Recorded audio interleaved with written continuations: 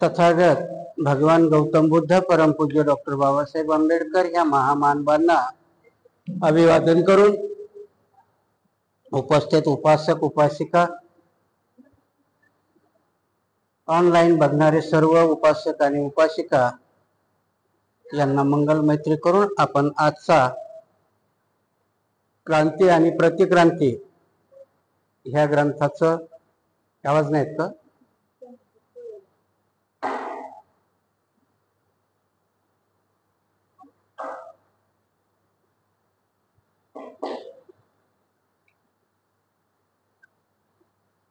क्रांती आणि प्रतिक्रांती ह्या ग्रंथाचं आपण पठन आणि श्रवण करत आहोत. काल आपण वेदांत सूत्र याच्यावरती बाबासाहेब आंबेडकरांनी वेदांत सूत्र कसं बौद्धकालीन नसून ते बुद्धाच्या नंतर रचल्या गेलं हे आपण बघितलं. आज आपण भगवद्गीतेमधले काही श्लोक बघणार आहोत की जे बाबासाहेबांनी लिहिले आणि बाबासाहेब त्याच्यावरती भाष्य करतात की हे श्लोकही ते कृष्णाला जे अर्जुनाला सांगितलेले आहेत तर ते श्लोकही बुद्धाच्या नंतरचे आहेत, बुद्धाच्या अगोदरचे नाहीत. म्हणून आज आपण भगवद्गीता तपासणार आहोत. जे बाबासाहेबांनी प्रतिक्रांतीला जे 5 ग्रंथ घेतले त्याच्यामधली भगवद्गीता एक प्रतिक्रांतीची वाहक आहे किंवा प्रतिक्रांती करण्याला भगवद्गीता ही कारणीभूत आहे असं बाबासाहेबांचं म्हणणं आहे. ते आपण आज बघणार आहोत. महाभारत या महाकाव्यातील भीष्म पर्वाचा एक भाग म्हणजे भगवद्गीता होय. 2 चुलत भावातील धृतराष्ट्राची मुले कौरव व पांडूची मुले पांडव यांच्यातील संघर्ष हा या काव्याचा मुख्य विषय आहे. पांडू हा धृतराष्ट्राचा धाकटा भाऊ होता, परंतु धृतराष्ट्र हा अंध होता. त्यामुळे राज्याचे सिंहासन चालून आले. पांडूच्या मृत्यूनंतर गादीचा वारस कोण याबाबत धृतराष्ट्र व पांडूच्या मुलांच्यात संघर्ष सुरू झाला. सार्वभौमत्व प्रस्थापित करण्यासाठीचा हा लढा कुरुक्षेत्रावर लढला गेला. कुरुक्षेत्र म्हणजे आजचे पानिपत होय. या युद्धात श्रीकृष्ण पांडवाच्या बाजूने होता व त्याने मार्गदर्शकाची भूमिका बजावली. एक मित्र म्हणून व एक तत्ववेता म्हणून अर्जुनाच्या रथाचे सारथ्य करणाऱ्या श्रीकृष्णाने पांडवाचा एक भाऊ या नात्याने प्रमुख योद्धा म्हणून भूमिका बजावली. कौरव पांडवाच्या सैन्यात धनुष्यबाणाने युद्ध झाले. श्रीकृष्णाने सारथ्य केलेल्या रथातून अर्जुन पांडव सैन्याच्या आघाडीवर आला. प्रतिपक्षाकडील कौरवाचे सैन्य सामर्थ्यशाली असेच होते. युद्धाचा हा अतिशय महाभयंकर असा प्रसंग होता. या युद्धात त्याला स्वतःच्या चुलत भावाच्या विरुद्ध शस्त्र उचलायचे होते. वंदनीय गुरु द्रोणाचार्य, पितामह भस्म आदीचे ऋण असलेल्या अर्जुनास आता त्यांच्यावर शस्त्र चालवण्याची वेळ आली. त्यामुळे तो हतबल झाला. धनुष्यबाण खाली ठेवून युद्ध करण्यास त्याने नकार दिला. अर्जुनाने युद्धासाठी तयार व्हावे यासाठी श्रीकृष्णाने त्यांना प्रवृत्त करण्याचा प्रयत्न केला व अर्जुन या श्रीकृष्णातील संवाद प्रश्नोत्तर स्वरूपात होता आणि अखेर शेवटी अर्जुन युद्धास प्रवृत्त झाला. मी बरंचसं विश्लेषण मागच्या वेळेसही जेव्हा आपण त्याचा कालावधी बघत होतो त्यावेळेस मी केलेलं आहे.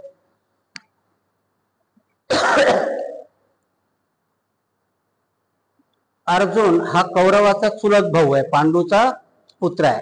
मागच्या वेळेस मी सविस्तर तुम्हाला सांगितलंय की पांडू कसा, की बाबासाहेब ह्या ग्रंथाला अनिती कशी सांगतात तर मी त्यावेळेस सांगितलं होतं की धृतराष्ट्र हा अंध असल्यामुळे पांडूला राजा केलं, पण पांडूलाही शाप मिळाला होता. वनात गेला आणि तिकडेच त्याचा मृत्यू झाला आणि त्याच्यामुळे मग परत धृतराष्ट्राला राजा केलं आणि धृतराष्ट्र राजा झाल्यामुळे दुर्योधन हा धृतराष्ट्राचा मुलगा आणि पांडव हे पांडूचे पोरं आणि मग त्या राज्यावर अधिकार कोणाचा असावा याच्याकरता त्यांच्यामध्ये झालेला हा संघर्ष आहे. 2 बाजूला 2 सैन्य. मागच्या वर्षी मी समजावून सांगितलं होतं की हे काउंटर केलेले. गीता कुठे घडली किंवा नाही घडली याला काही कारण नाही, पण हे एक वाङ्मयातलं पुस्तक आहे आणि बाबासाहेब त्या पुस्तकाविषयी लिहितात. कारण काय होतं, अडचण कशी होते आपल्याला. काल मला एका जणाचा फोन आला आणि ते मला एका जणाने सांगितलं की भंतेजी तुम्ही अशा पद्धतीने व्यवस्थित समजून सांगता की आम्हाला वाटतं युद्ध सुरू झालं. आता ऍक्च्युली उद्देश तो माझा नसतो, म्हणून मलाही भीती वाटायला लागली की मी खरोखर त्यांच्यासारखा तुम्हाला काय एखादी ती कथा सांगायला लागलो की काय. तर पहिलं गोष्ट लक्षात घ्या ऐकण्याच्या अगोदरच की हे घडलेलं नाही, हे काय आहे, एक पुस्तक आहे. आणि हे पुस्तक कशा करता लिहिलंय की तुमच्या बुद्धांनी सांगितलेलं तत्वज्ञान त्याला खोटं ठरवण्याकरता किंवा ते लयाला नेण्याकरता हे लिहिलेलं एक पुस्तक आहे, हे घडलेलं नाही. आता सांगताना मला त्या प्रसंगात जावं लागतं म्हणून कधी, आणि मग तेच झालं आपल्या बहुजनाचंही तेच झालं. रामायण कसं लिहिलं गेलं, वाल्मिकीने रामायण घडायच्या अगोदर लिहिलेलं आहे. आणि त्या रामायणात पण तो स्पष्टपणाने प्रामाणिकपणाने लिहितो की मी हे रामायण आज लिहित आहे, आजपासून एवढ्या एवढ्या वर्षांनी घडणार आहे. पण जेव्हा त्या पुस्तकात रावण सीतेला घेऊन जातो तेव्हा लोकांना वाटतं आता ते घडते. तसंच असं आता तुमचं होऊ देऊ नका, कारण हे जे आहे हे काल्पनिक आहे. ही एक कादंबरी आहे, तुम्ही कादंबऱ्या वाचल्या असतील त्या पद्धतीनेच घ्या. कारण मला ज्याचा फोन आला तेव्हा मला थोडासा संभ्रम पडला की तो बोलला की असं आम्हाला वाटतंय की कौरव पांडवाचं युद्ध सुरू आहे आणि तुम्ही सांगतायत. असं बिलकुल त्याच्यात जाऊ नका, कारण मेंदू आपला तसाही गुलाम केलेला आहे त्या लोकांनी, आणि आता माझ्याही माध्यमातून गुलाम होणार असेल तर त्याला काही अर्थ नाही. फक्त समजावं म्हणून मी समजून सांगतो. हे दोन भावामधले बाबासाहेब काय सांगतात की हे खोटं कसं आहे, तर याला नैतिक अधिकारही नाही. कारण त्यांच्यातल्या नैतिकता कशा होत्या, पहिल्या नियम होते ना की राजाचा मोठा मुलगाच राजा होणार.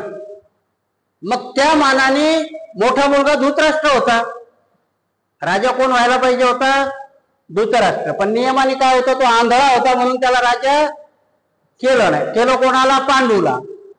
पांडू मेल्यानंतर मग आता राजा कोणाला करायला पाहिजे, कारण त्यावेळेस पांडूचा पोरगा लहान आहे. धर्म ज्याला युधिष्ठिर म्हणतात तो लहान आहे, आणि त्यावेळेस राज्यावर कोण आहे, राजा धृतराष्ट्र. धृतराष्ट्र राजावर आहे, म्हणजे कथित राजाचा पोरगा राजा व्हायला पाहिजे हे दुर्योधनाचं म्हणणं आहे. बाबासाहेब दुर्योधनाच्या बाजूनी उभे आहेत. कारण जर नियतीने सांगितलं, नियमानुसार सांगितलं की जो राज्यावर आहे त्याचाच मुलगा पुढे राजा होईल ना. परंतु इथे अनितीने, तेव्हा जे म्हणतात की नाही धर्माची स्थापना करता श्रीकृष्णाने गीता सांगितली, भगवद्गीता, बाबासाहेब सांगतात हेही खोटं आहे.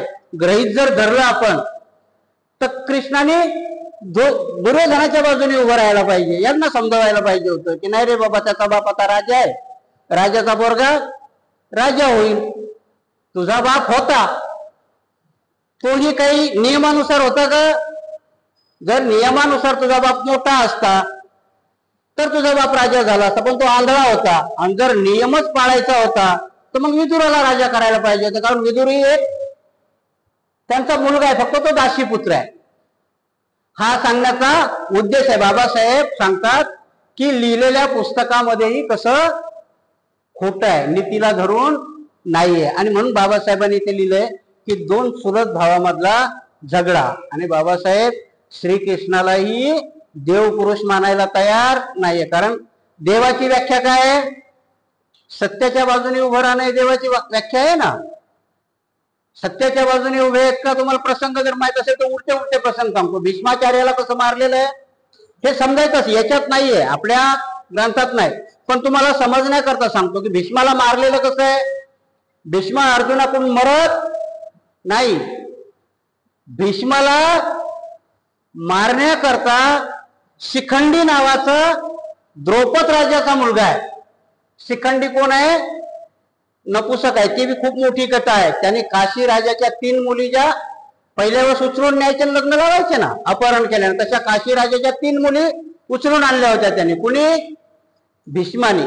आणि भीष्माने तर प्रतिज्ञा केली होती मी ब्रह्मचार्य पाळेल, मी विवाहित होणार नाही. मग उचलून कोणाकरता आणल्या, अंबा, अंबिका आणि अंबालिका ह्या त्या तिघींचं नाव आहे. पण त्या मोठ्या मुलीने, कारण स्वयंवर रचलं होतं ना, जी मोठी अंबा होती त्या अंबाने त्या दुसऱ्या राजाला मनोमन वरलं होतं. परंतु हा भीष्माचार्य खूप शूर होता, उचलून घेऊन आला आणि इथं आल्यानंतर सांगितलं की तुम्हाला या दोघांबरोबर लग्न करायचंय. कोण आहेत ते, विचित्रवीर्य आणि सावत्र भाऊ भीष्माचे, सत्यवतीचे मुलं, व्यासापासून निर्माण झाले. डोक्यात थोडस तुमच्या ह्या गोष्टी राहू द्या, म्हणजे प्रतिक्रांती लक्षात येईल. कोणाची मुलं आहेत ती, सत्यवतीची. सत्यवतीला कोणापासून झाली, व्यासापासून, पराशर ऋषीची आहे, सॉरी, ती दोन कोणाची आहे? पराशर ऋषीपासूनची. आणि नंतरची ही जी झालेली ही व्यासापासूनची आहे. व्यास कोणाचा आहे? पराशर ऋषीचा. तिथे तो भीष्म घेऊन येतो. ती आंबा म्हणते की मी मनोमन दुसऱ्याला वरलेलं आहे. भीष्म इमानदारीमध्ये त्या आंबाला घेऊन त्या राजाकडे जातो. त्यावेळेच्या जमान्यातली लोकही आताच्या सारखीच होती. तोही बोलला की तुला उचलून नेऊन गेला तर तू माझ्या लायकीची राहिली नाही. म्हणजे त्याने नाकारली, हा उचलून घेऊन आला ती आंबा मध्ये, तर तू लग्न कर. हा म्हणतो मी प्रतिज्ञा केलेली आहे ब्रह्मचारी राहण्याची. आणि मग ती बराचसा इतिहास आहे. ती याच्या गुरु परशुरामाकडे जाते, तिच्या बाई परशुरामाचं आणि भीष्माचं युद्ध होतं. त्याच्यामध्ये हा त्या परशुरामालाही हरवतो. हे बराचसा मोठा आहे. परंतु ती आंबा जन्मावर जन्म घेते, ती प्रतिज्ञा करते की मी तुला मारील. तीच आंबा शिखंडीच्या रूपामध्ये द्रुपद राजाचा कोण आहे? मुलगा. शिखंडी म्हणजे आत्ताचा नपुसक, आपण ज्यांना म्हणतो की ना तृतीय पंथी, ह्या फॉर्म मध्ये ते जन्माला आलेली शिखंडी. मग त्या कृष्णाला माहित, आणि कृष्णाला सगळं माहित असतं कोण कशाने मारणार आहे. तो सारथी आहे. त्याने पहिलीच प्रतिज्ञा केलेली आहे की जेव्हा हे तुम्हाला सांगण्यात पाठीमागे जर गेलं तर ह्या आख्यायिकेमध्येच आपले खूप वेळ जाईल.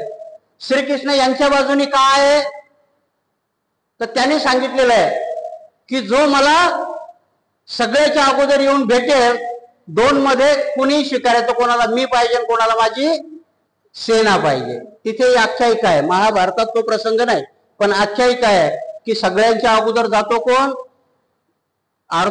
दुर्योधन जातो. पण दुर्योधन बसतो कुठे? तोंडाकडे. म्हणजे हा झोपलेला असतो. डोक्याने विचार करतो ना की माणूस उठला तर तोंड दिसायला पाहिजे. श्रीकृष्ण काय बोलला? ज्याला मी पहिल्याने बघेल त्याने मागायचं. दुर्योधन तोंडाजवळ जाऊन बसतो. अर्जुन लांबून येतो पायाजवळ बसतो. हा झोपलेला आहे, पण याला माहिती आहे कोण आलं, याला मदत त्यालाच करायची असती. हे एका कुशीवर होऊन अर्जुनाला बघतोय. मग अर्जुनाला विचारते काय तुला पाहिजे? तेव्हा दुर्योधनही त्याची निर्वसना करतो. सांगण्याचा उद्देश माझा हाच आहे की कृष्ण पांडवाच्या बाजूने कसा आहे. त्यावेळेस कृष्णाने सांगितलेलं आहे की माझी सेना, तो दुर्योधन सेना मागतो त्याची. कृष्णाची सेना दुर्योधनाकडे लढते आणि कृष्ण पांडवाकडे. कृष्णाने प्रतिज्ञा केलेली आहे की शस्त्र ना धरी करी गोष्टी सांगीन युक्तीच्या चार. कृष्णाचं वाक्य काय आहे की मी याच्या पुढे शस्त्र हातात धरणार नाही. ते दुर्योधन थोडं डोक्याने कमी असतं. ते म्हणतं हातातच शस्त्र धरणार नाही तर काय उपयोगाचं आहे? ते म्हणतं तू नको मला मार, तुझी सेना मला दे. हा शस्त्र धरत नाही. याच्या पाठीमागचा उपद्व्याप काय आहे की सम्राट अशोकाने शस्त्र खाली ठेवलं होतं आणि निशस्त्र असतानाही त्यांनी जम्बूद्वीप जिंकलं होतं. त्यांनी वैशालीचं कलिंगचं युद्ध जिंकल्यानंतर जरी शस्त्र खाली ठेवलं, त्याच्यानंतरही सम्राट अशोकाने आपल्या राज्याला खूप राज्य जोडलेली आहे शस्त्र हातामध्ये नसतानाही. तेच पात्र त्यांना उभं करायचं होतं की श्रीकृष्णानेही शस्त्र हातामध्ये न धरता युद्ध जिंकलेले आहेत. पण त्यांनी कसे जिंकले? कूटनीतीने, कुटील नीतीने. आणि मग तो त्या आंबाने केलेला पण, आणि ती शिखंडी जन्माला आली. भीष्माच्या त्या अर्जुनाच्या रथावर शिखंडीला उभं केलं जातं आणि तिच्या पाठीमागं उभं राहून अर्जुन भीष्माला बाण मारतो, भीष्म शरपंजरी पडतो. हे पहिलं पात्र अनैतिकतेने मारले. दुसरं पात्र कसं मारतात? दुसरं कोण आहे? द्रोणाचार्य. द्रोणाचार्याला कसं मारलं जातं? द्रोणाचार्याचा पुत्र आहे अश्वत्थामा. त्याचं नाव काय आहे? अश्वत्थामा. ती कथा मोठी. त्याचं नाव अश्वत्थामा का ठेवलं? कारण ते जन्मल्याबरोबर घोड्यासारखं किंकाळ. अश्व हे नाव आहे की नाही, ते घोड्यासारखं रडलं. बाकीचं लेकरू कसं रडतंय तसं नाही रडला, तो घोड्यासारखा रडला म्हणून त्याचं नाव काय ठेवलं? अश्वत्थामा. त्या अश्वत्थामा मेला अशी खोटी वार्ता त्या युद्धामध्ये पसरवली. द्रोणाचार्याला खरं नाही वाटलं. द्रोणाचार्य म्हणतो की धर्म हा युधिष्ठिर कधीच खोटं बोलत नाही, म्हणून तो त्याचा रथ त्या युधिष्ठिराजवळ नेतो आणि त्याला विचारतो की खरंच माझा अश्वत्थामा मेलाय का? तिथे धर्म सांगतो की हो, कारण त्याच्या अगोदर काय केलेलं असतं कृष्णाने चालबाजी, सैन्यातला अश्वत्थामा नावाचा हत्ती मारलेला असतो.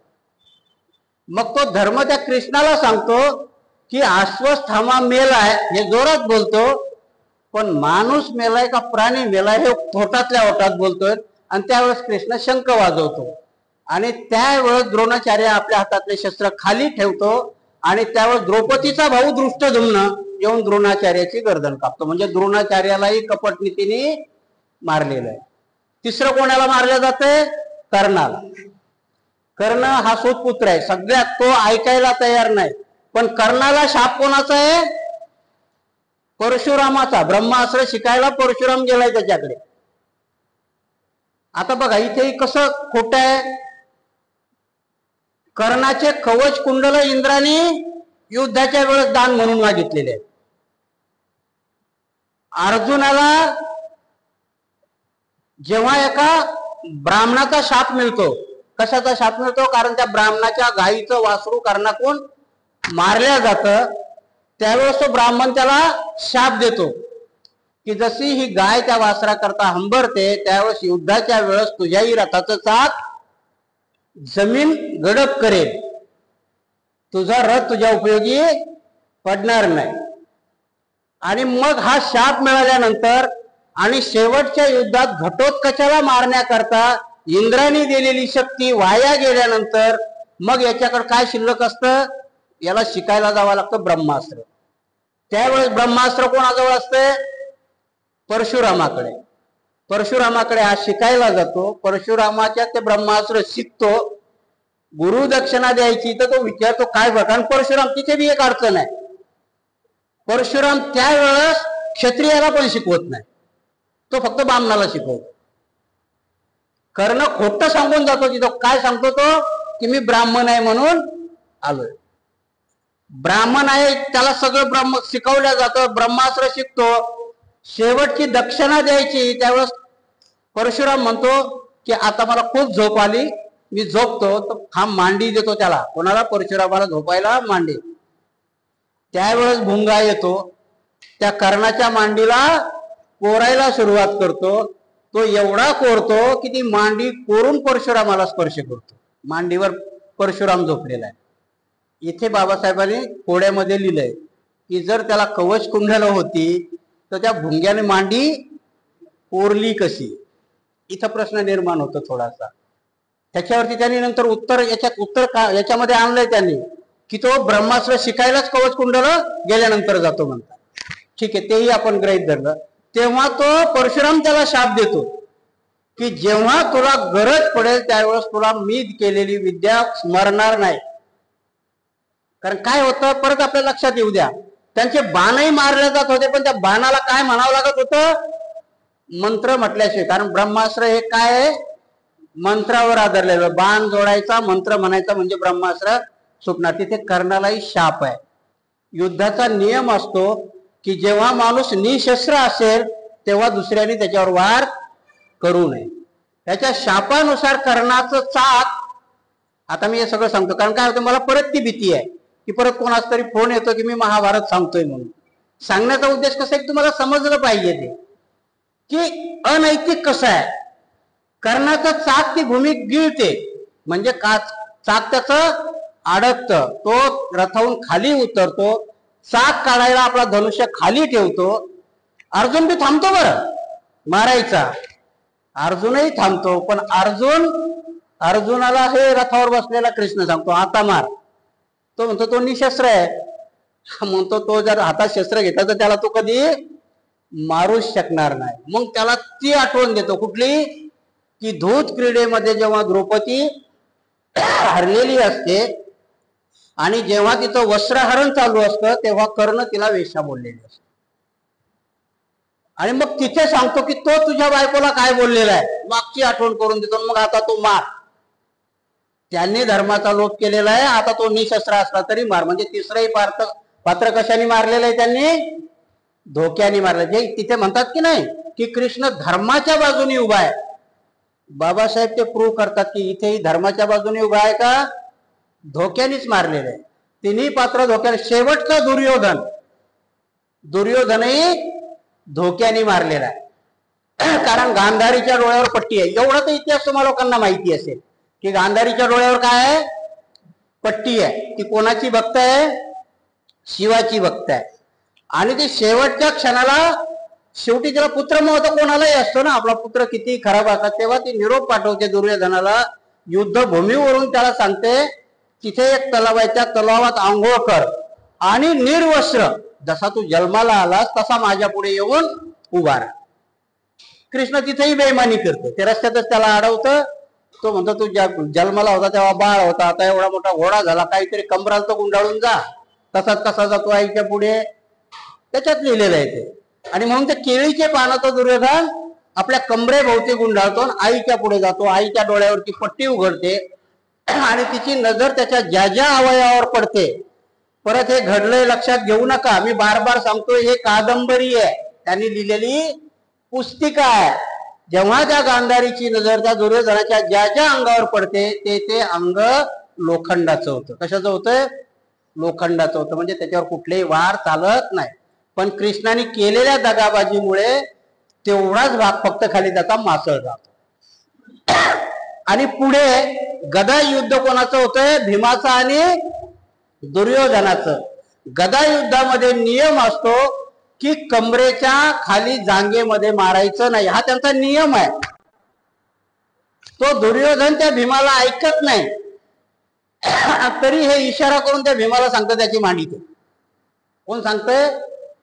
कृष्ण सांगतो. आणि त्याला तर्क पण देतात. मी तसं सांगितलं ना की आपले बुद्धिजीवी जसे तर्क देतात, तसा त्याला तर्क दिलेला आहे की जेव्हा दुर्योधन त्या द्रौपदीला बोलला होता माझ्या मांडीवर येऊन बोल, त्यावेळेस त्या भीमानी प्रतिज्ञा केली होती की मी याची मांडी तोडील म्हणून. आणि म्हणून बलराम, श्रीकृष्णाचा भाऊ आहे मोठा बलराम, आणि तो भीमाचाही गुरु आहे आणि दुर्योधनाचाही गुरु आहे. तो मध्यस्थी करायला जातो, त्याला समजावण्याकरता हा युक्तिवाद देतो. एवढं सांगण्याचा उद्देश माझा असा होता की ही जे गीता घडलेली, त्यांनी भगवद्गीता लिहिली, त्याला खूप मोठ्या तत्वज्ञानाचा आव आणतात. ही सगळीच्या सगळी धोक्याने भरलेली आहे. आणि म्हणून इथे बाबासाहेब लिहितानाच लिहितात की गीता श्रीकृष्णाचा आणि अर्जुनाचा संवाद, आणि तो संवादही कुठे आहे? युद्धभूमीवरती आहे. युद्धभूमीवरती, कारण तो अर्जुन युद्ध करायलाच तयार होत नाही. तिथे बाबासाहेब लिहितात की श्रीकृष्णाचं कॅरेक्टर, कारण बाबासाहेब बघा ह्या भूमिका कुठपर्यंत घेऊन जातात. बाबासाहेबाच्या डोक्यात हे लिहिणंच तेवढंच आटोपलं का? बाबासाहेबांनी क्रांती प्रतिक्रांती लिहिली. बाबासाहेबाला माहित होतं की आमचे बुद्धिजीवी पुढे सांगणार नाही. मग बाबासाहेबांनी काय केलं? 22 प्रतिज्ञात आणून ठेवलं, मी कृष्ण आणि राम यांना देव मानणार नाही. पहिलीच प्रतिज्ञा केली की नाही की तुम्ही वाचा किंवा नका वाचू. त्या निमित्ताने तरी वाचाल, ते का म्हटले बाबासाहेब मी त्यांना मानणार नाही. ज्या 22 प्रतिज्ञा नाही तर द्यायची काय गरज होती? आम्ही जर चांगले संज्ञान असतो तर. बाबासाहेबाला माहित होतं की हेही तुम्ही वाचणार नाही, वाचलं तरी इथून तुम्ही सोडून द्याल. आणि म्हणून पंचशील तरी तुम्हाला वाटतं, त्या पंचशिलाबरोबर 22 प्रतिज्ञा दिल्या. आणि त्याच्यात पहिलीच प्रतिज्ञा दिली की राम कृष्ण यांना मी देव मानणार नाही किंवा त्यांची पूजा करणार नाही. कारण मानणं आणि पूजा करणं ह्या परत दोन वेगळ्या. बाबासाहेबांनी एवढं कुंपण घातलं, पण आम्ही एवढे चालाक आहोत की त्या कुंपणावरून उडी मारून परत आम्ही आमच्या मार्गाला लागतो. बाबासाहेबाचंही ऐकत नाही. गीतेच्या सुरुवातीस युद्धाबाबत धृतराष्ट्र संजयाला प्रश्न विचारत असल्याचे आढळून येते. कारण धृतराष्ट्र हा कौरवाचा पिता होता. युद्धाच्या वेळी जरी तो जिवंत होता तरी तो अंध होता, त्यामुळे युद्धाची त्यास काहीच माहिती नव्हती. काय घडले ते जाणून घेण्यासाठी त्याला इतरांवर अवलंबून राहावे लागत होते. ही समस्या लक्षात घेऊन युद्धाचा वृत्तांत धृतराष्ट्रास कोणीतरी सांगायची आवश्यकता होती. महाभारताचे लेखक व्यास म्हणतात, धृतराष्ट्र त्याचा सारथी संजय याला वर प्राप्त झाल्यामुळे त्याला युद्धभूमीवर काय चालले हे समजू शकत होते. त्यामुळे त्याने विश्वासाने वृत्तांत कथन केला असावा. त्यामुळे भगवद्गीतेत आपल्याला धृतराष्ट्राच्या प्रश्नास संजय उत्तर देत आहे असा प्रसंग आढळतो. परंतु खरी गीता म्हणजे श्रीकृष्ण व अर्जुन यांच्यातील संवाद होय, म्हणून त्यास कृष्ण अर्जुन संवाद असे उचित नाव देण्यात आले आहे. इथे बाबासाहेब काय लिहितात? गीतेचा अर्थ खरा कसा आहे? गीता कशा करता लिहिली? भीष्म पर्व आहे त्याच्यामध्ये. मी तुम्हाला मागे सांगितलं ना की रामायणाला कांड म्हटलं आणि महाभारतामध्ये पर्व म्हटलं, तर हे भीष्म पर्वामध्ये गीता येते. कारण पहिलंच युद्ध किती दिवसाचं युद्ध येते? 17 दिवसाचं. त्यातले 10 दिवस पितामह भस्म लढलेले. ह्या भीष्म पर्वामध्ये गीता सांगितलेली आहे. का सांगितलेली आहे? कारण संभ्रमित अवस्था आहे की जेव्हा जे पांडव प्रताप नावाचा ग्रंथ होता, पहिला महाभारत किती होता? छोटासा ग्रंथ होता पांडव प्रताप. पांडव प्रताप म्हणजे पांडवांनी कौरवावर मिळवलेला विजय. त्याने आउटपुट काहीच येत नव्हतं. लोक वाचून त्याला धर्मग्रंथाचं स्वरूप आलं होतं का? मग धर्मग्रंथाचं स्वरूप द्यायचं तर महाभारतामध्ये नंतर गीता घालण्यात आली. कारण गीता तोपर्यंत बुद्ध धर्माच्या धम्मपदाला पर्याय होता का? गीता टाकल्यामुळे, गीता त्याच्यामध्ये समाविष्ट केल्यामुळे, आता मला सांगा की अध्यात्म युद्धभूमीवर कोणी सांगेल का? आणि 18 अध्याय थोडे तितके नाही, 18 अध्याय ऐकेपर्यंत इकडचं सैन्य थांबला असेल का? ते तर विचारत असेल ना की काय चाललंय तिथे म्हणून. इथे बाबासाहेब म्हणतात की हा संवाद चालू असताना, जेमतेम हा संवाद कोणा करता, जर गीता सामान्य माणसाने वाचली तर खरी गीता कोण सांगतोय?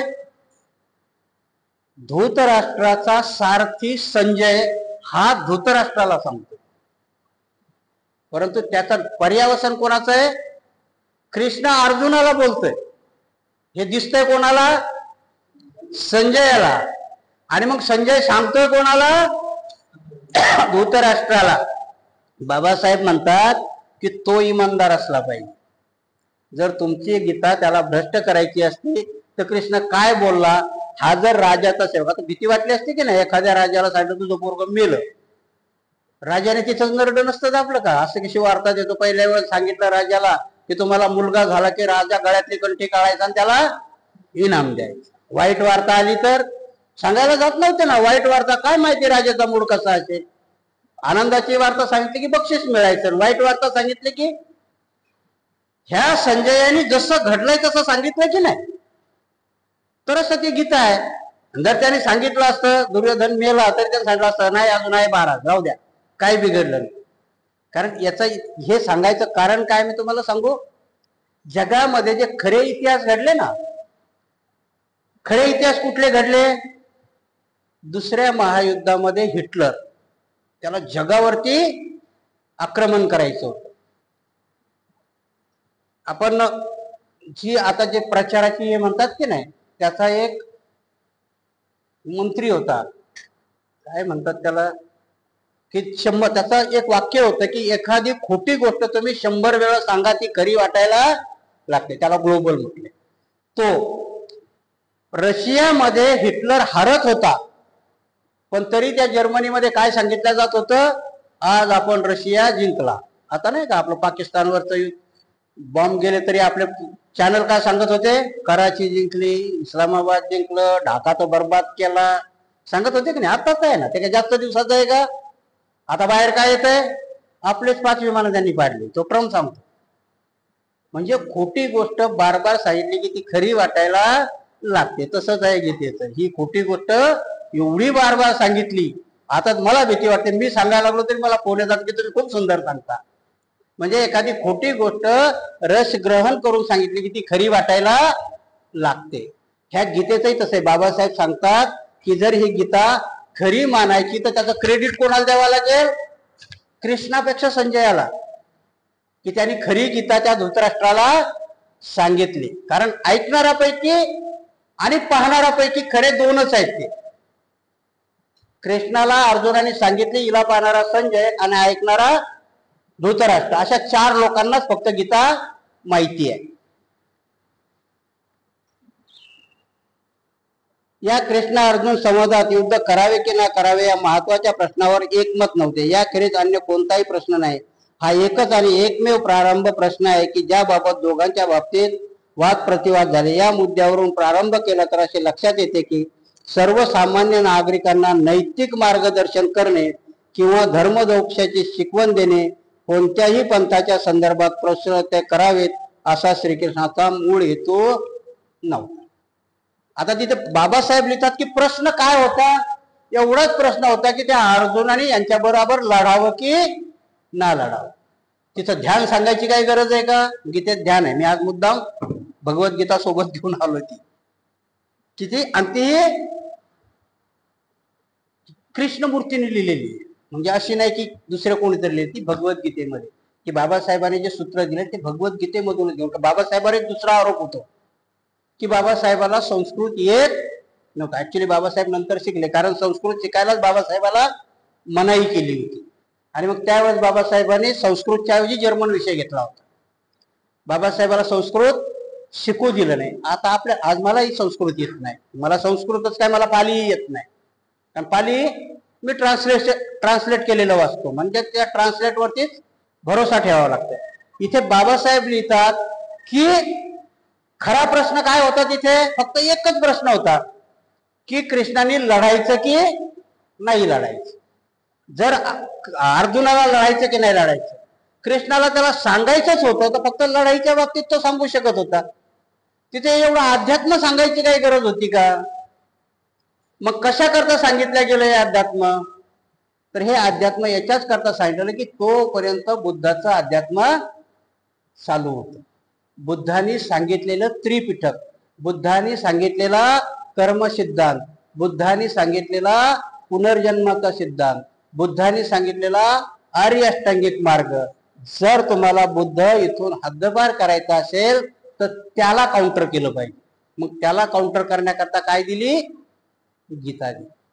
म्हणून ती गीता ह्या महाभारतामध्ये घुसडण्यात आली. म्हणून इथं बाबासाहेब लिहितात की प्रश्न एक होता, श्रीकृष्णाला असं हे सगळं सांगायची काही गरज नव्हती, म्हणून ही घुसडण्यात आलेली गोष्ट आहे.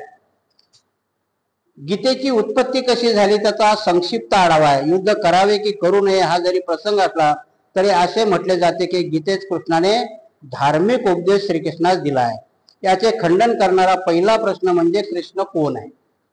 या प्रश्नात गीतेत वेगवेगळ्या प्रकारची आश्चर्यकारक उत्तरे मिळतात. सुरुवातीस मानवी व्यक्तिमत्व असलेला एक मनुष्य म्हणून कृष्ण समोर येतो. व्यवसायाचे क्षत्रिय योद्धा आहे, महान योद्धा असूनही त्याने अर्जुनाचे सारथ्य केले. बाबासाहेब मग इथे प्रश्न उपस्थित करतात की कृष्ण नेमका कोण आहे. जर तसं जर बघितलं तर कृष्ण सुरुवातीलाच केलं तर सगळ्याचा आरोप आहे की कृष्ण हा गवळ्याचा पोर आहे. यशोदेच्या घरी वाटला ते गवळी आहेत ना, त्याची आख्यायिका रचली की इथे जन्माला आला, कारागृहात तिथे नेऊन घातला. बाबासाहेब म्हणतात ठीक आहे, आपण गृहीत धरू की तो क्षत्रिय होता, योद्धा होता, म्हणजे युद्ध करणं त्याचं कर्तव्य होतं. हा क्षत्रिय हे असताना त्यांनी फक्त ह्या गीते करता, त्यांनी म्हटल्यापेक्षा ज्ञानी कुणी गीता रचली त्या गीते करता फक्त कृष्णाला सारथी केला. सारथी कोण होत होते त्यावेळेचे? शूद्र लोकच होते ना त्यावेळेचे. सारथ्य करणारे कोण लोक होते? शूद्र. पण ही गीता सांगण्याकरता, कारण जर दुसऱ्या सारथ्यानं सांगितली असती तर शूद्रांनी गीता सांगितलेली आवडली असती का? आत्ताही बाबासाहेबांनी लिहिलेली घटना RSS वाल्याला का आवडली नाही? त्याचं पहिलं कारण आहे की बाबासाहेब शूद्र आहेत. बाबासाहेबांनी घटना लिहिली ती जर बामणान लिहिली असती, फालतू असती तरी चालली असती, कारण मनुस्मृती बामणान लिहिली, सगळ्या करता फालतू होती, पण तरी ती त्यांना पवित्र होती. घटना आत्ता चांगली आहे, पण ती लिहिली कोणी? बाबासाहेबांनी लिहिली, एका शूद्राने लिहिली, म्हणून ती त्यांना आवडत नाही. ह्याच्याच करता कृष्णाला सारथी केलं, कारण गीता सांगायची होती. म्हणून बाबासाहेब काय म्हणतात की कृष्ण सुरुवातीला कोण वाटतोय? एक मानव आहे. जास्तीत जास्त तो कोण आहे? क्षत्रिय आहे. क्षत्रियाच्या पुढे कोण आहे? तो योद्धा आहे. परंतु कृष्ण त्याच्याही पुढे जातो. अर्जुनाचे सारथ्य करण्यासारखे हलके काम स्वीकारले. मानवानंतर तो महामानव होऊन युद्धावर व त्याच्या भवितव्यावर नियंत्रण ठेवतो. महामानवानंतर तो उपदेवता व हुकुमशाह होतो व अर्जुनास युद्धास प्रवृत्त करण्याचे सर्व प्रयत्न फसल्यानंतर तो अर्जुनास युद्ध करण्याचा आदेश देतो, विश्वरूप दर्शन घडून. बाबासाहेब इथं कृष्णाची सगळे पोस्टमार्टम करतात. बाबासाहेब म्हणतात की कृष्णाने नेमकं केलंय काय?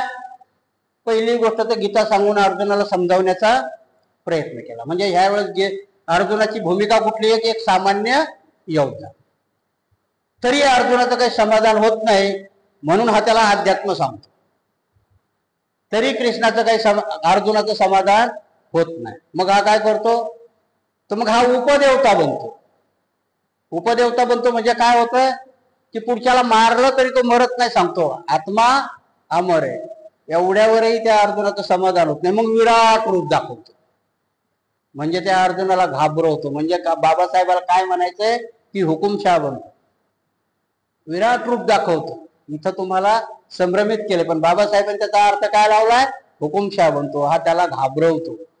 आणि शेवटला गीतेमध्ये बाबासाहेब कुठलंही मनाचं लिहित नाही. बाबासाहेब काय लिहितात की शेवटी हा आदेश देतो त्याला. विराट रूप दाखवल्यानंतर देव पण दाखवलं ना, विराट रूप म्हणजे मीच आहे, माणूस मारणाराही मीच आहे, जन्माला घालणारा मीच आहे, आणि म्हणून मी तुला आदेश देतो. बाबासाहेब सांगतात की हे 4 प्रकारची भूमिका तो उभी करतो आणि त्याच्या अर्जुनाला आदेश देतो. ह्या सगळ्या गोष्टी कशा करता केलेल्या आहेत, तर बुद्ध तत्वज्ञानाला काउंटर करण्याकरता, त्यात विशेषतः म्हणजे बहुजनाला त्याच्यामध्ये आणण्याकरता. आणि मग त्याच्यामध्ये पुढे भरपूर आहे. त्याच्यात बाबासाहेबांनी काही सूत्र घेतलेले आहेत, त्याच्यामधले गीतेतले श्लोक दिलेत बाबासाहेबांनी की कसा तो मी कोण आहे, स्वतःच कृष्णाने त्या गीतेमध्ये सांगितलेलं आहे. तर ते त्याला रेफरन्स बी देतात की गीतेमधला अध्याय 10वा आहे आणि श्लोक 37. या गीतेमध्ये अध्याय 10वा आणि श्लोक 37, त्याच्यामध्ये कृष्ण काय म्हणतोय की कृष्ण वर्षीयामध्ये मी वसुदेव आहे, आणि पांडवामध्ये मी धनंजय आहे, मुनीमध्ये व्यास आहे, आणि महान विचारवंत कवीमध्ये मी शुक्राचार्य आहे. ह्या श्लोकामध्ये काय सांगतात त्या अर्जुनाला, अर्जुना मी कोण आहे, तर मी ऋषी वर्णीयामध्ये मी वसुदेव आहे. जातक कथेमध्ये जर तुम्ही घट जातक बघितलं तर घट जातकामध्ये वसुदेव नावाचं पात्रच कृष्ण आहे. घट जातकामध्ये काय नाव आहे त्याच्यावालं, वसुदेव. आणि तेच घेतलं याच्यामध्ये तो सांगतो त्याच्यामध्ये मी वसुदेव आहे, पांडवामध्ये धनंजय आहे, तुमच्यामध्ये पण मी आहे, पण कोण आहे मी, धनंजय. म्हणून अर्जुनाचं एक नाव धनंजय. अर्जुनाला अजमेजय धनंजय हे नाव अर्जुनाचं आहे. म्हणून तिथे सांगतो कसं समजून डोक्यात घ्या, घडतंय असं नका ठेवू. कृष्ण बाबासाहेब समजून सांगतात की कृष्ण स्वतः बोललाय त्याच्यात की मी कोण आहे. बाबासाहेब काय सांगतात, मी मनाने सांगत नाही. अध्यायाच्या 10व्या श्लोकामध्ये तो म्हणतो की पांडवामध्ये मी धनंजय आणि मुनीमध्ये मी व्यास आहे. म्हणजे महाभारत बी लिहिलंय ते व्यासाने लिहिलंय का, नाही. सगळ्याच्या मुनीमध्ये कोण आहे, मी व्यास आहे. आणि कवीमध्ये कोण आहे, शुक्राचार्य आहे. आता शुक्राचार्याची कथा पण ती खूप मोठी आहे. आपण म्हणतात ना की झारीतला शुक्राचार्य बनू नका. म्हणजे कोणती गोष्ट होत आली की तिला अडचण आणणारा आपण शुक्राचार्य म्हणतो. त्या श्लोकामध्ये म्हणतात बाबासाहेब सांगतात, दुसरा श्लोक आहे, मी आता जास्त विश्लेषण करत नाही. दुसरा श्लोक आहे, तुम्हीच परब्रह्म परधाम म्हणजे श्रेष्ठ स्थान आणि पावन परम तत्व, तसेच दिव्य शाश्वत पुरुष चिन्मय देवादी देव अजन्मा आणि सर्व व्यापी तुम्ही आहात. त्याच्यावरती कृष्ण परत तो काय म्हणतो की तुम्ही, अर्जुन सांगतो की तुम्हीच सर्वस्व आहात. परधाम म्हणजे सर्वश्रेष्ठ आणि पावन परम तत्व आहात, तसेच दिव्य शाश्वत पुरुष चिन्मय देवादी देव अजन्मा आणि सर्व व्यापी तुम्हीच आहात. म्हणजे या पृथ्वीमध्ये सर्व व्यापलेला कोण आहे, तर कृष्ण आहे. म्हणूनच त्यांची व्याख्या काय आली की चराचरामध्ये परमेश्वर आहे. त्याच्यानंतरचा अध्याय नंबर 10 श्लोक 21 मध्ये, आदित्यामध्ये मी विष्णू आहे, तेजस्वामध्ये तरयुक्त सूर्य मी आहे, मारुत गणामध्ये मी परीची आहे, आणि नक्षत्रामध्ये मी चंद्र आहे. इथे प्रत्येक गोष्टीचं विश्लेषण करताना कृष्ण काय सांगतो, त्या अध्यायामध्ये काय दर्शवायचंय तिथे अर्जुन कृष्णाला, की तू हे काय जे करशील त्याला कारणीभूत कोण आहे, मी आहे. म्हणजे सगळ्या नक्षत्रातला चांगलं नक्षत्र कुठलं म्हटलंय, पहिल्यानी चंद्राला म्हटलं होतं नक्षत्र, पण आता चंद्राला नक्षत्र म्हणत नाही. तिथं कृष्ण सांगतो की मी नक्षत्रामध्ये चंद्र मीच आहे, सगळ्या गोष्टी चराचरामध्ये मी समावलेल्या आहे. बाबासाहेबाला ते सिद्ध करायचंय की कृष्णाने त्या गीतेमध्ये स्वतः करता स्वतःला ते काय म्हणून घेतात, आणि म्हणून ही गीता कुठेही पवित्र ग्रंथ होऊ शकत नाही. श्लोक 15 मध्ये सर्वांच्या हृदयात मी स्थित आहे आणि माझ्यापासूनच स्मृती ज्ञान आणि विस्मृती होतात आणि सर्व वेदांनी जे जाणावयाचे आहे तो मीच आहे. तीच खरोखर वेदांताचा कर्ता आहे व वेद जाणणाराही मीच आहे. इथे जेव्हा वेद देव पुरुषांनी लिहिले असं म्हणतात तेव्हा कृष्णही त्याला होकार देतो. कृष्ण काय म्हणतो की वेदही मीच आहे, वेदांतही मीच आहे आणि जाणणाराही मीच आहे आणि कर्ताही मीच आहे. आणि म्हणून कधी कधी जेव्हा हिंदू धर्मात ही मन कशाने आली की ठेविले अनंते तैसेची राहावे चित्ती असू द्यावे समाधान. कोणा करताय हा मूल मंत्र? शूद्रा करता. तुम्ही बंड करू नये म्हणजे ठेविले अनंते तैशीच राहावे. कोण ठेवतोय? कृष्ण काय म्हणतोय की चराचरात मीच आहे. तुमच्यावर जे बी काही परिस्थिती मी ठेवलेली ती त्याला जबाबदार कोण आहे? मीच. मी निर्माण केलंय म्हणून तुम्ही आहात. तिथे कृष्ण सांगतो. बाबासाहेब याच्याविषयी बंड करतात. एका ठिकाणची आख्यायिका खूप सुंदर आहे. मुसलमानाच्या याच्यामध्ये कुराणामध्ये लिहिलंय की कुराण काय सांगतंय की अल्लाही सगळ्या ठिकाणी आहे. ख्रिश्चनामध्ये काय सांगितलंय की गॉडनी सगळी पृथ्वी निर्माण केली आणि सगळं काही त्याने नेलं आणि त्याच्याशिवाय काहीही घडत नाही. इथे कृष्णही काय म्हणतो की माझ्याशिवाय काहीच नाही, झाडाचा पत्ता पण माझ्याशिवाय हलत नाही. कोणाला काउंटर आहे हे? भगवान बुद्धाला. भगवान बुद्धाने तत्वज्ञान दिलं होतं की सृष्टी ही कोणी निर्माण केली नाही, ती उत्क्रांत झाली. मग याला काउंटर करण्याकरता कृष्ण काय सांगतो की हे सगळं निर्माण कोणी केलंय? मी निर्माण केलंय. आणि म्हणून तू त्याची काळजी नको करू की काय घडणार आहे. आदेश कोण देतोय? मी देतोय. तू युद्ध कर. याच्यावरती एका ठिकाणी सत्य परिस्थिती नाही पण त्याच्यावरती केलेला जोक आहे की अकबर बादशाह जाऊन मस्जिदीत दारू पितो. कुठे जाऊन दारू पितो? मस्जिद. मग मस्जिद सांभाळणारा कोण आहे? मौलवी. मग तो येतो आणि काय म्हणतो? जहापना ये खुदा का पाक घर है, अब यहाँ शराब पी रहे. अकबर त्याला प्रश्न विचारतो की अरे राजा तुम्हीच म्हणता की अल्लाह सब जगे देखताय. मग मी माझ्या राजमहालात जरी दारू पिलो तरी अल्लाह पाहतो ना. आणि मला दारू पिल्याशिवाय काही जमत नाही. मग चोरी कशाला करू? मी त्याच्याच घरात येऊन पेतो. माफ कर म्हणतो बाबा, कारण माझी सवय काही सुटत. जर देव साऱ्या ठिकाणी बघतो, अल्लावरतीच टीका नाही. सांगण्याचा उद्देश काय होतो की जर देव सगळ्या ठिकाणी बघतो तर मग वाईट करण्याची वृत्तीच का देतो? तेवढा एक भाग काढूनच टाकायला पाहिजे होता ना. विज्ञानाने स्पष्ट केलंय की तुमच्या मेंदू 4 ठिकाणी आहे. सगळ्याला माहित असेल एकाच ठिकाणी नाही, 4 ठिकाणी मेंदू आहे. एक जो ज्याला सिरियल किलर म्हणतात की नाही, तो जेलमध्ये होता. त्याच्या नशेवरती ऑपरेशन केलं. कारण माणसाच्या 4 ठिकाणची, एक डाव्या की उजव्या बाजूला आहे मला माहिती नाही, ते आपण जे म्हणतो की नाही की आपण जे बी कृत्य करतो इमोशन कशामुळे आपल्याला. आता कॉम्प्युटर बनवलं, कॉम्प्युटर माणसाचं सगळं काम करतंय. मागे तुम्ही क्लोन बनवलं होतं माहिती तुम्हाला, एक मेंढीपासून दुसरी मेंढी बनवली होती, त्याला क्लोन म्हणतात. माणसापासून जशाला तसा माणूस बनवणं. पण त्याच्यामध्ये काय नव्हतं?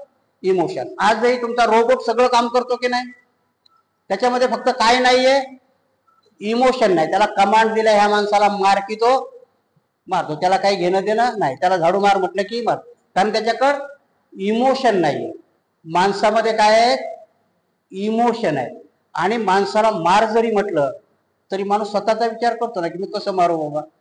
इथे तुमचं इमोशनच घालून टाकलं की ब्रह्मदेवानी सृष्टी निर्माण केली आणि मग कृष्ण तर त्याच्या पुढे जातो. कृष्ण काय म्हणतो?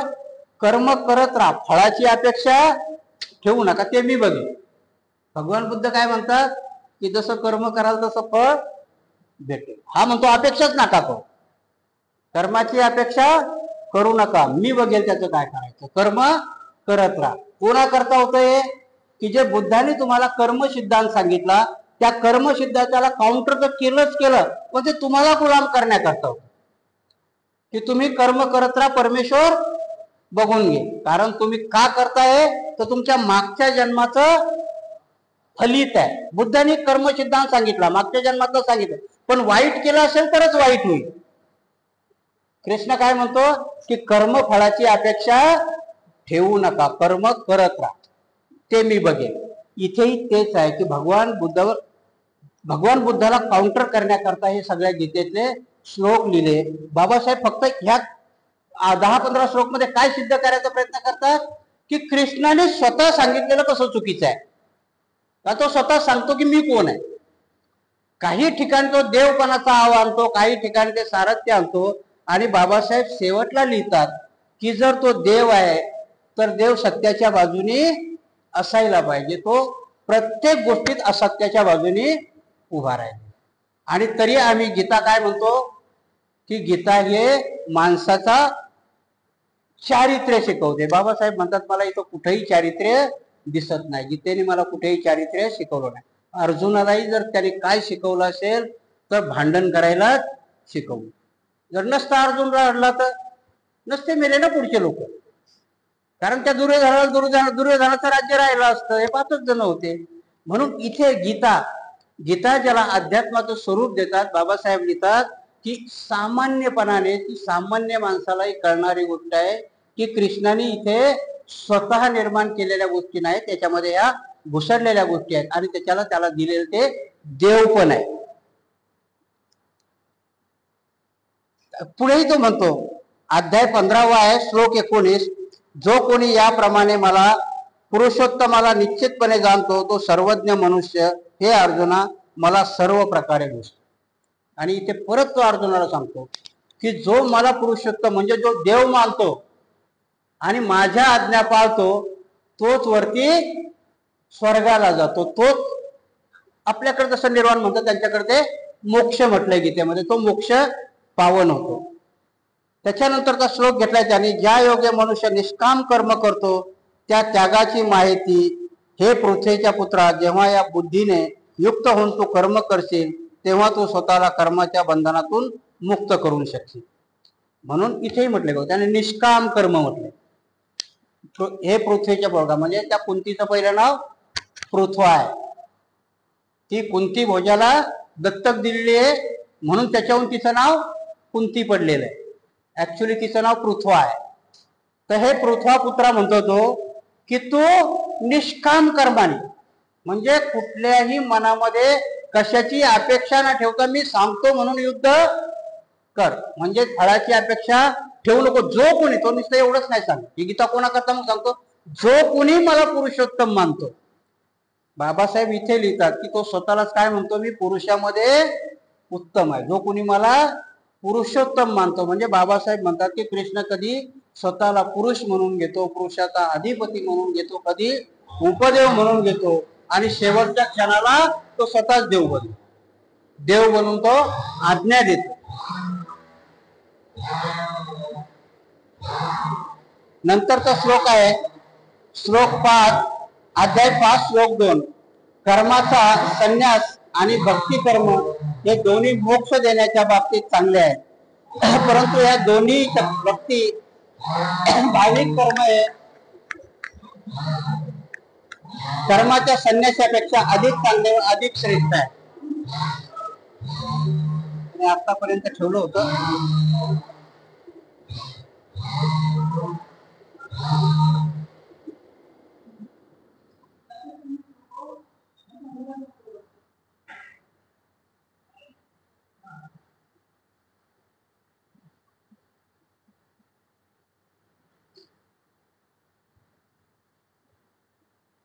ह्या श्लोकामध्ये सांगितलं त्यांनी कर्माचा संन्यास आणि भक्ती कर्म हे दोन्ही मोक्ष देण्याच्या बाबतीत चांगले आहेत, परंतु या दोन्ही भक्ती भाविक कर्म हे कर्माच्या संन्यासापेक्षा अधिक चांगले आहेत, अधिक श्रेष्ठ आहेत. भगवद्गीता लिहिण्याचं खरं कारण काय? भगवान बुद्धांनी कर्म सिद्धांतामध्ये आपल्याला कुशल किंवा अकुशल कर्म करायला सांगितलं. भगवान बुद्धाचा कर्म सिद्धांतच काय आहे? कुशल कराल तर कुशल फळ मिळेल, अकुशल कराल तर अकुशल फळ मिळेल. त्याच्यामध्ये भगवान बुद्धांनी वेगवेगळे सांगितले की काही काही कर्म असे तुमच्यावाले की लगेच फळ भेटतं, की जसं अग्नीला हात लावला की चटका लगेच फळ भेटलं की नाही. काही कर्म आहेत की काही वेळाने त्याचं फळ मिळतं, आणि काही कर्म असे आहेत की काही जन्माने त्याची फळ मिळतात. भगवान बुद्धाचं हे बायफर्केशन आहे. इथं याला काउंटर करण्याकरता यांनी दोन गोष्टी दिल्या, कर्माचा संन्यास आणि भक्ती. बुद्धांनी भक्ती कुठेही सांगितलेली नाही की नुसतंच माझ्या नावाचा जप केल्याने तुम्हाला काही भेटणार नाही. भक्ती म्हणजे काय की त्याचा जप करणे, नामस्मरण करणे, की त्याच्याच नावावरती राहणे, याला काय म्हटलंय भक्ती. आणि भगवद्गीतेमध्ये भक्ती करायला सांगितली. भक्ती, मग त्या भक्तीला आपण काय म्हणता येईल, बाबासाहेब त्याला शब्द वापरतात की अंधश्रद्धा, की दुसऱ्यावरती सोपून देणं आपण झोपून राहणं, याला काय म्हटलंय भक्ती. आजही पंढरीच्या वारीला गेलात किंवा कुठलाही नवस केलात तर काय होतं, आम्ही त्या देवावरती काम सोपून दिलं आणि मग आमचं काम संपलं, त्याला म्हटले भक्ती. संन्यास आणि भक्ती, मोक्षाचे त्यांनी दोन मार्ग सांगितले. भगवान बुद्धांनी दोन मार्ग सांगितले, प्रवर्जा आणि गृहस्थ. परंतु गृहस्थामध्येही तुम्हाला निस्ता नवस बोलायला आणि भक्ती करायला सांगितलंय का?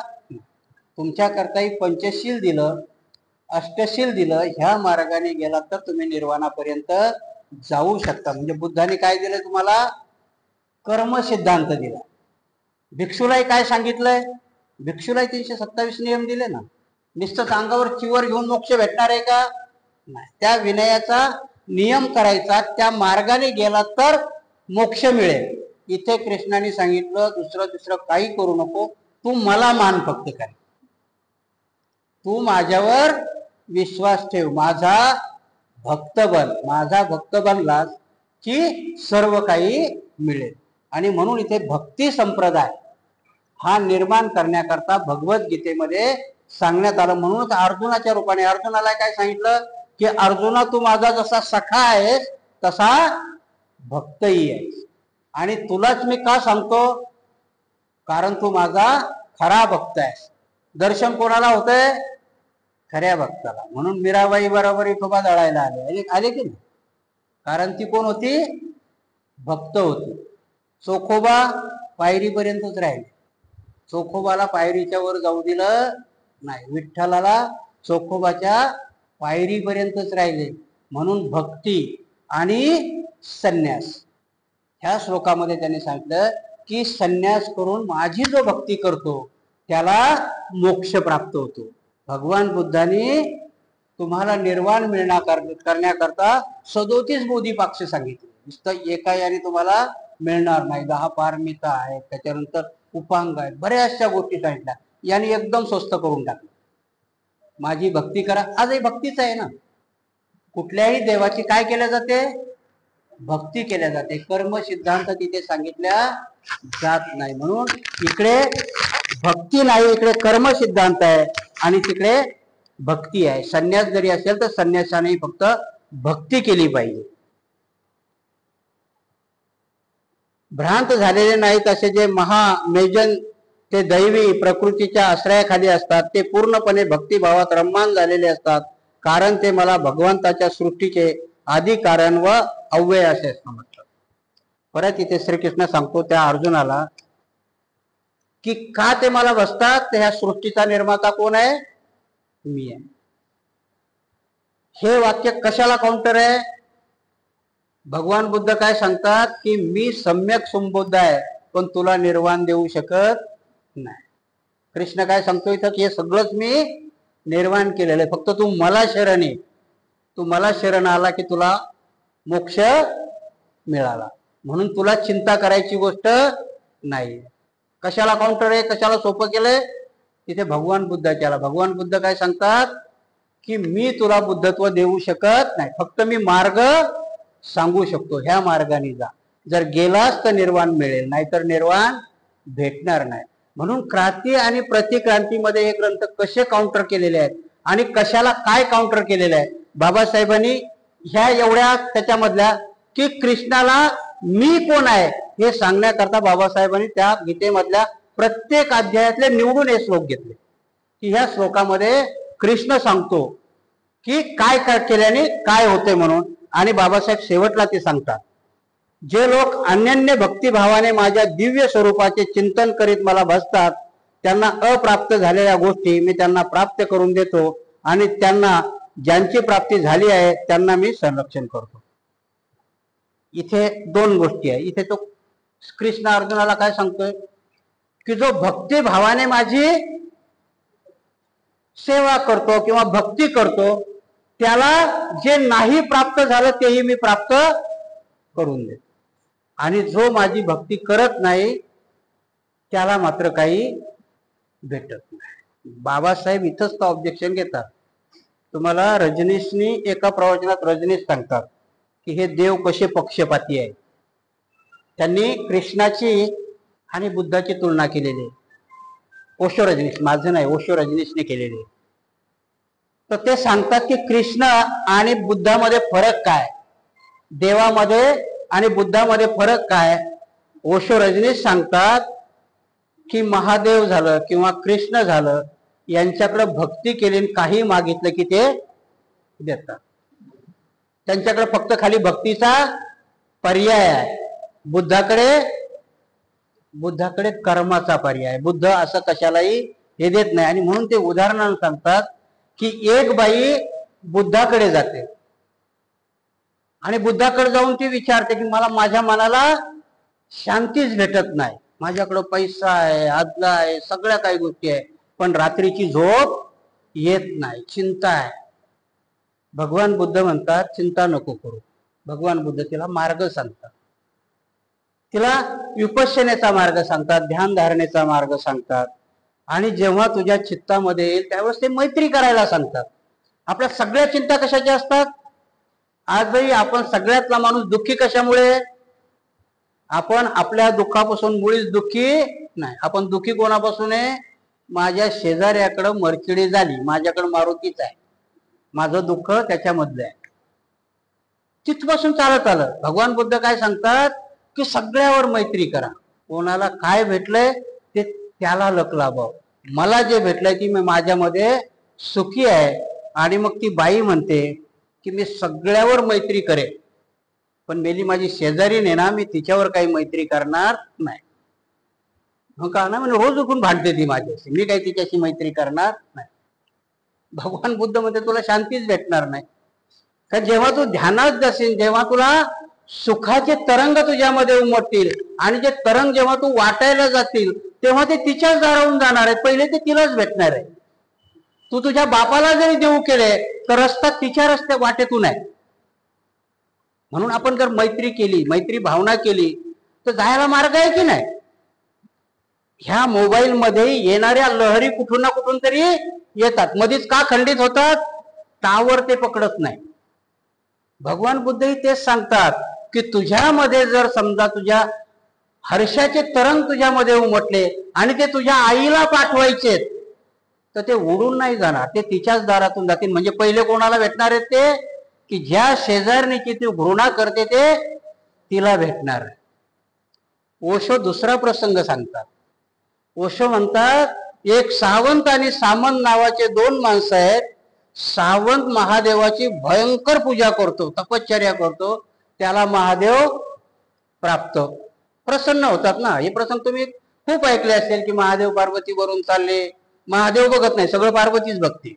खाली कोणाला तकलीफ आहे कोण बघते, पार्वती बघते. मग ती सांगते त्यांना काय त्रास आहे. मग आता ते बायकोच ऐकून त्याला विचारायला यावंच लागतं, तो खाली येतो. तसा हा सावंत घोर तपश्चर्या करतो आणि त्याला महादेव प्रसन्न होतो. तर मग याला विचारतो काय पाहिजे तुला, माग. तो बघतो म्हणतो अरे वा महादेव तुम्ही प्रसन्न झाले, काय मागावं. पण महादेव त्याला 8 घालतात. बघ म्हणे गड्या, तू जर 1 मागितलं की तुझ्या शेजारी जो सामंत आहे ना त्याला 2 भेटतील. म्हणजे म्हणे तुला तू जर 1 गाडी मागितली त्याला 2 भेटतील. तपश्चर्या मी केली आणि मी केव्हा प्रपंच केला, एवढा त्रास मी भोगला, मग त्याला तुम्ही मला प्रसन्न झालात की त्याला प्रसन्न झालात. बुद्धाने काय सांगितलंय, तुला हर्ष झाला, तुझ्यामध्ये लहरी तयार झाल्या, तर त्या कोणाच्या दारातून जातील? पहिले तुझ्या शेजारणीच्याच दारातून जातील. तुला ती आवडोच आहे ना आवडो, बुद्ध ते उत्तर देतात, तुला तिला द्यावंच लागेल. इथं याला काय मागतात हे रजनीश सांगतात, हा मी नाही सांगितलं हा प्रसंग. तो सावंत म्हणतो, देवा मी आज नाही मागत, मला वेळ द्या, उद्या मागतो. रात्रभर परेशान आहे, काय मागू? बंगला मागू, गाडी मागू, सोनं मागू, चांदी मागू, पण काही मागितले की त्याला डबल भेटणार आहे. आणि सकाळी 4-4 वाजता याला साक्षात्कार होतो. दुसऱ्या दिवशी जातो, महादेव येतात.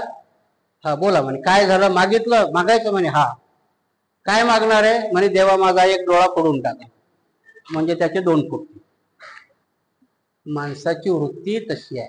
म्हणून ते आचार्य रजनीश सांगतात की कृष्णाने आणि महादेवानी असे लोक निर्माण केला, तर तो कोणी तथास्तु म्हणतो, तो काही कशाची शहनिशा करत नाही. इथे बुद्ध सांगतो, नाही तुला ती जरी तुला तिची घृणा वाटत असेल तरी तुला ती मैत्री द्यावंच लागेल. इकडे कृष्ण आणि महादेव तथास्तु म्हणतो, त्याचे दोन्ही डोळे फोडून टाकतो. हा म्हणतो एका डोळ्याने माझं काम भागेल, त्याचे दोन्ही फुटते. हा प्रसंग आहे, हीच गीता आहे. बाबासाहेब सांगतानाही सांगतोय की आपल्या लोकांना एवढं अज्ञान, आपले दोन्ही डोळेच फोडले होते ना. तुम्हाला सगळ्या लोकांची सेवा करायची, तिन्ही वर्णाची, ही शूद्राची डोळेच फोडली होती.